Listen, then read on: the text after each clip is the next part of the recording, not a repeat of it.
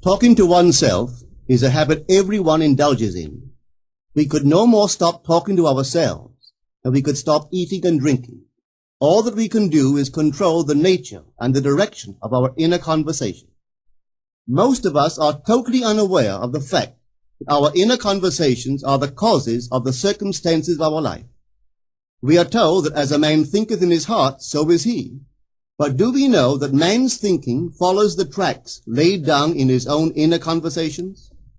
To turn the tracks to which he is tied in the direction in which he wants to go, he must put off his former conversation, which is called in the Bible the old man, and be renewed in the spirit of his mind. Speech is the image of mind. Therefore, to change his mind, he must first change his speech. By speech is meant those mental conversations we carry on with ourselves. The world is a magic circle of infinite possible mental transformations, for there are an infinite number of possible mental conversations. When man discovers the creative power of inner talking, he will realize his function and his mission in life. Then he can act to a purpose.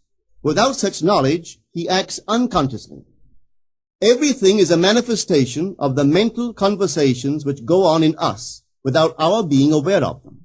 But as civilized beings, we must become aware of them and act with a purpose. A man's mental conversations attracts his life. As long as there is no change in his inner talking, the personal history of the man remains the same. To attempt to change the world before we change our inner talking is the struggle against the very nature of things. Man can go round and round in the same circle of disappointments and misfortunes, not seeing them as caused by his own negative inner talking, but as caused by others. This may seem far-fetched, but it is a matter which lends itself to research and experiment. The formula the chemist illustrates is not more certainly provable than the formula of this science by which words are clothed in objective reality. One day a girl told me of her difficulties in working with her employer. She was convinced that he unjustly criticized and rejected her very best efforts. Upon hearing her story, I explained that if she thought him unfair, it was a sure sign that she herself was in need of a new conversation piece. There was no doubt but that she was mentally arguing with her employer, for others only echo that which we whisper to them in secret. She confessed that she argued with him mentally all day long. When she realized what she had been doing, she agreed to change her inner conversations with her employer. She imagined that he had congratulated her on her fine work, and that she, in turn, had thanked him for his praise and kindness. To her great delight, she soon discovered that her own attitude was the cause of all that befell her. The behavior of her employer reversed itself. It echoed, as it had always done, her mental conversations with him. I rarely see a person alone without wondering to what conversation piece is he tied. On what mysterious track is he walking? We must begin to take life consciously, for the solution of all problems lies just in this. The second man, the Lord from heaven in all of us, is trying to become self-conscious in the body, that he may be about his Father's business. What are his labors? To imitate his Father, to become master of the Word, master of his inner talking, that he may mold this world of ours into a likeness with the kingdom of love. The prophet said, "Be ye imitators of God as dear children." How would I imitate God? Well, we are told that God calls things that are not seen as though they were seen, and the unseen become seen. This is the way the girl called forth praise and kindness from her employer. She carried on an imaginary conversation with her employer from the premise that he had praised her work, and he did. Our inner conversations represent in various ways the world we live in. Our individual worlds are self-revelations of our own inner speech. We are told that every idle word that men shall speak, they shall give account thereof. For by their words they shall be justified, and by their words they shall be condemned. We abandon ourselves to negative inner talking, yet expect to retain command of life. Our present mental conversations do not recede into the past as man believes, They advanced into the future to confront us as wasted or invested words. My word, said the prophet, shall not return unto me void, but it shall accomplish that which I please, and it shall prosper in all the things whereto I sent it. How would I send my word to help a friend? I would imagine that I am hearing his voice, that he is physically present, that my hand is on him. I would then congratulate him on his good fortune, tell him that I have never seen him look better. I would listen as though I heard him. I would imagine that he is telling me he has never felt better, he has never been happier. And I would know that in this loving, knowing communion with another, a communion populous with loving thoughts and feelings, that my word was sent, and it shall not return unto me void, but it shall prosper in the thing whereto I sent it. Now is the accepted time. Now is the day of salvation. It is only what is done now that counts, even though its effects may not be visible until tomorrow. We call not aloud, but by an inner effort of intense attention. To listen attentively, as though you heard, is to create.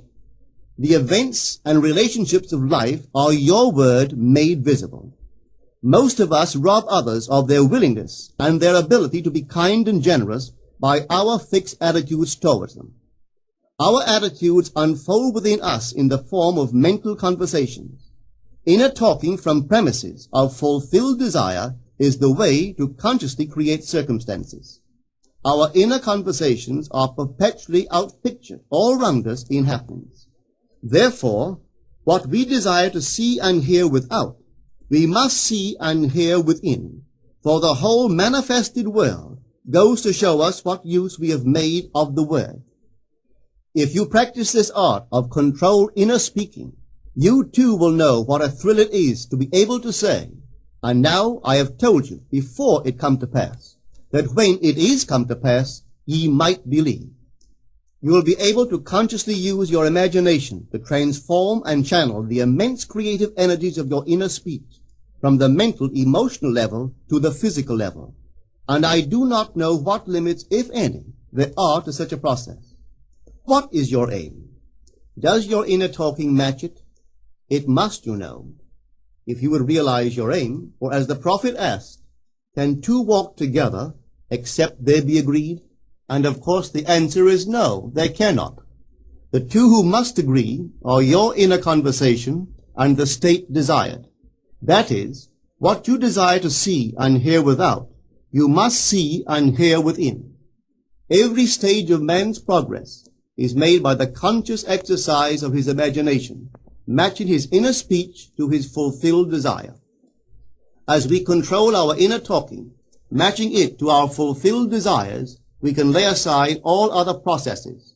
Then we simply act by clear imagination and intention. We imagine the wish fulfilled and carry on mental conversations from that premise. The right inner speech is the speech that would be yours were you to realize your ideal.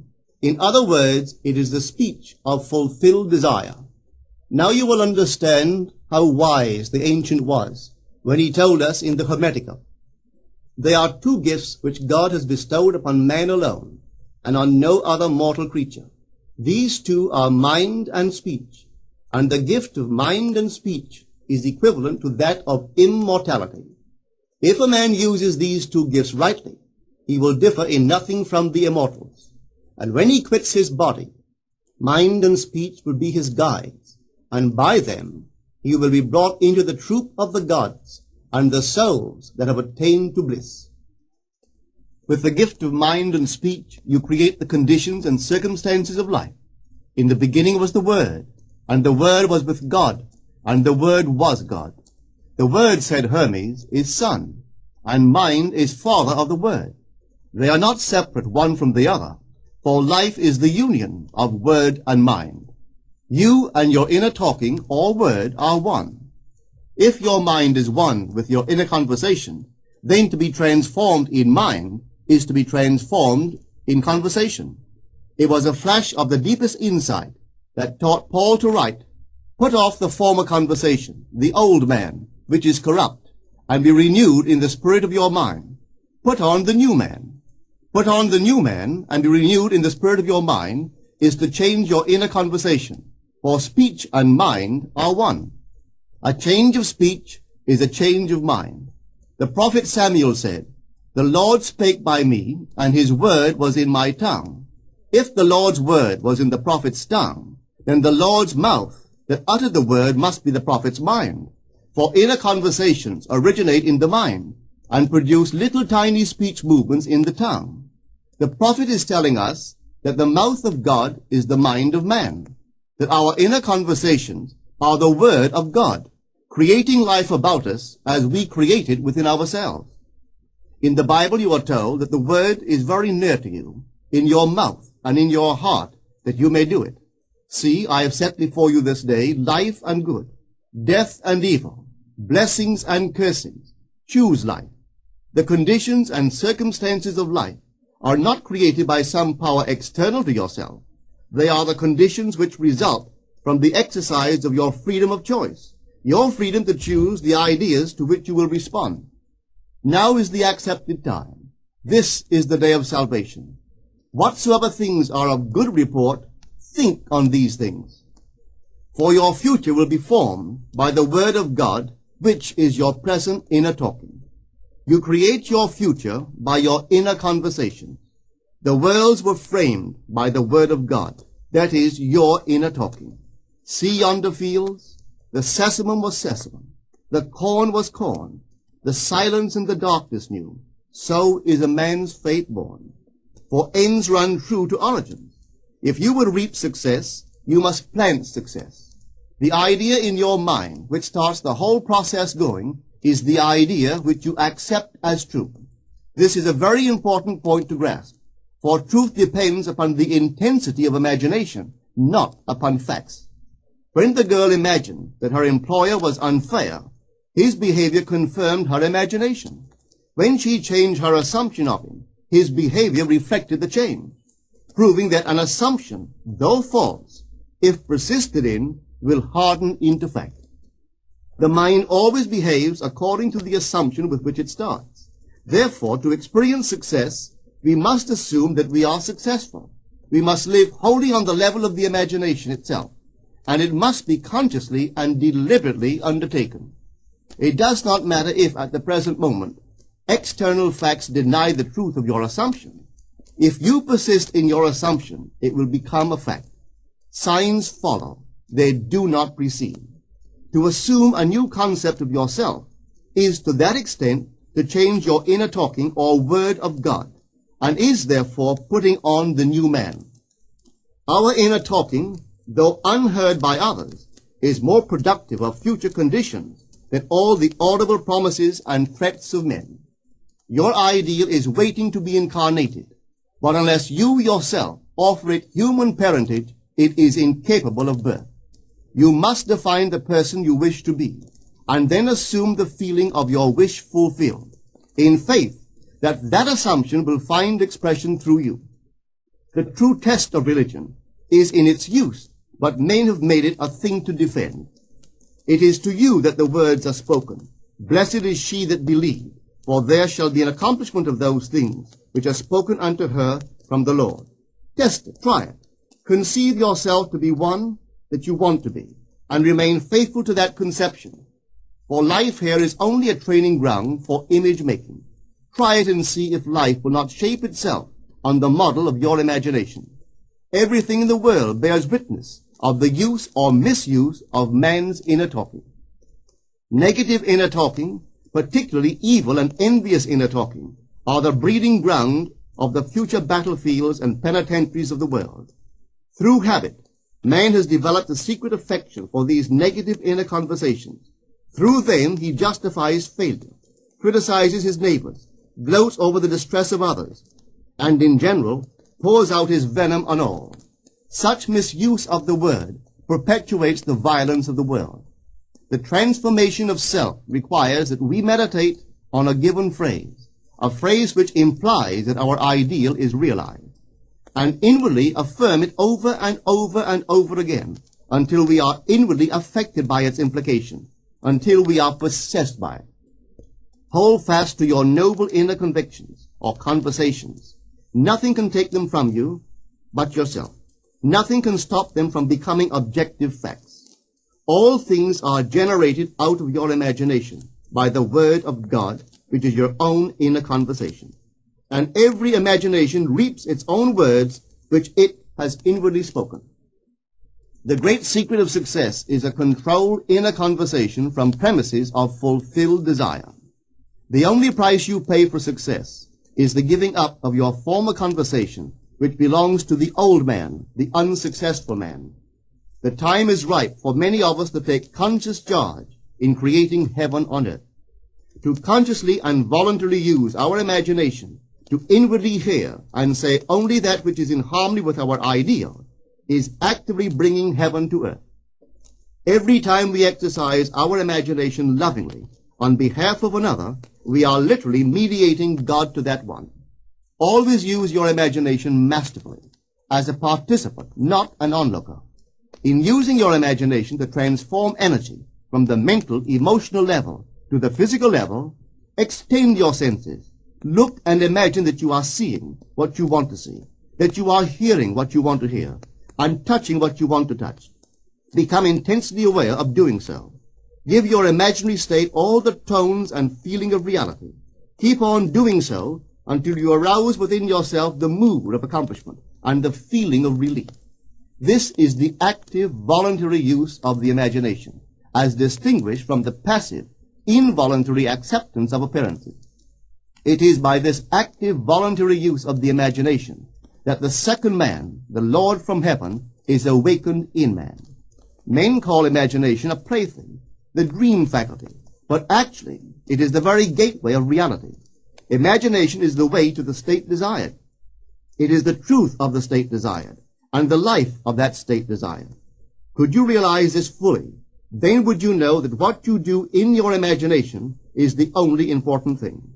Within the circle of our imagination, the whole drama of life is being enacted over and over again.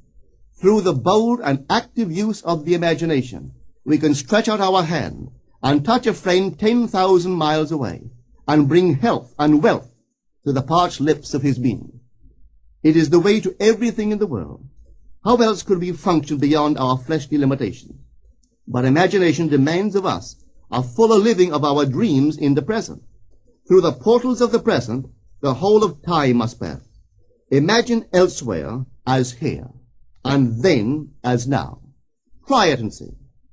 You can always tell if you've succeeded in making the future dream a present fact by observing your inner talking. If you are inwardly saying what you would audibly say, were you physically present and physically moving about in that place, then you have succeeded. And you could prophesy it from these inner conversations and from the moods which they awaken within you, what your future will be. For one power alone makes a prophet, imagination, the divine vision. All that we meet is our word made visible, and what we do not now comprehend is related by affinity to the unrecognized forces of our own inner conversations and the moods which they arouse within us. If we do not like what is happening to us, it is a sure sign that we are in need of a change of mental diet. For man, we are told, lives not by bread alone, but by every word that proceeds from the mouth of God. And having discovered the mouth of God to be the mind of man, a mind which lives on words or inner talking, we should feed into our minds only loving, noble thoughts. For with words or inner talking, we build our world. Let love's lordly hand raise your hunger and thirst to all that is noble and of good report, and let your mind starve ere you raise your hand to a cup love did not fill, or a bowl love did not bless, that you may never again have to say, "What have I said? What have I done?" O all-powerful human word.